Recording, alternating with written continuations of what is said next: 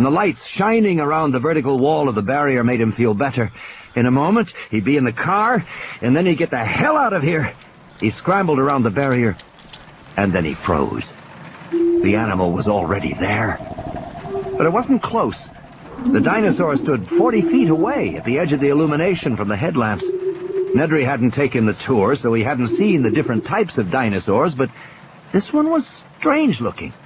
The 10-foot-tall body was yellow with black spots, and along the head ran a pair of red, V-shaped crests. The dinosaur didn't move, but again gave its soft hooting cry. Nedry waited to see if it would attack. It didn't. Perhaps the headlights from the Jeep frightened it, forcing it to keep its distance like a fire. The dinosaur stared at him, and then snapped its head in a single swift motion. Nedry felt something smack wetly against his chest. He looked down and saw a dripping glob of foam on his rain-soaked shirt. He touched it curiously, not comprehending. It was spit. The dinosaur had spit on him. It was creepy, he thought. He looked back at the dinosaur and saw the head snap again, and immediately felt another wet smack against his neck, just above the shirt collar. He wiped it away with his hand. Jesus, it was disgusting. But the skin of his neck was already starting to tingle and burn, and his hand was tingling too. It was almost like he had been touched with acid. Nedry opened the car door, glancing back at the dinosaur to make sure it wasn't going to attack, and felt a sudden excruciating pain in his eyes, stabbing like spikes into the back of his skull, and he squeezed his eyes shut and gasped with the intensity of it, then threw up his hands to cover his eyes and felt the slippery foam trickling down both sides of his nose. Spit. The dinosaur had spit in his eyes.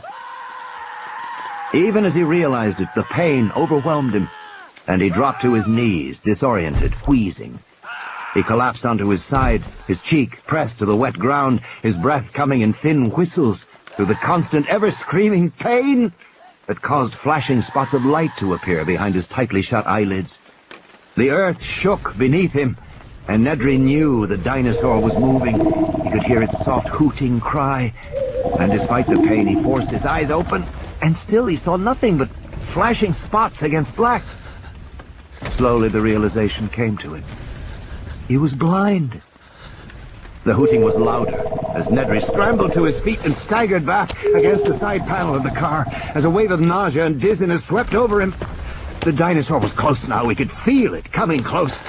He was dimly aware of its snorting breath, but he couldn't see. He couldn't see anything, and his terror was extreme.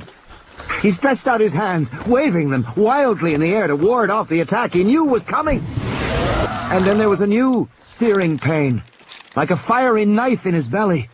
And Nedry stumbled, reaching blindly down to touch the ragged edge of his shirt, and then a thick, slippery mass that was surprisingly warm. And with horror, he suddenly knew he was holding his own intestines in his hands. The dinosaur had torn him open. His guts had fallen out. Nedry fell to the ground and landed on something scaly and cold. It was the animal's foot. And then there was a new pain on both sides of his head. The pain grew worse, and as he was lifted to his feet, he knew the dinosaur had his head in its jaws, and the horror of that realization was followed by a final wish that it would all be ended soon.